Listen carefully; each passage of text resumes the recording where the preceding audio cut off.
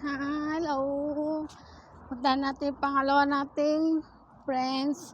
Sugurin natin yung bahay niya doon. Ang bahay niya. Yan. Naging delivery girl na tuloy ako. Hanapin natin sila.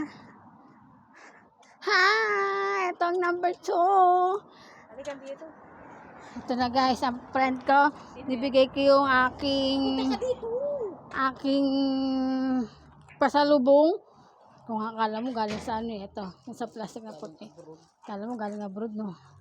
Ayan na ho guys. Ayan. Punta na ako sa bahay nila. Pasok na daw ako sa bahay nila kasi makukunan po siya. Buntis po siya guys. Oh, nakatoy aras pa po yan. Ano? Nakatoy aras pa yan, oh, di ba? Kala mo nag-shopping. So goodbye lang tayo guys. Ayan po ang bahay niya. Taran! Ang number 2 na bahay. Tan-tan-tan! Saway. Ay, ganda-ganda ho namin.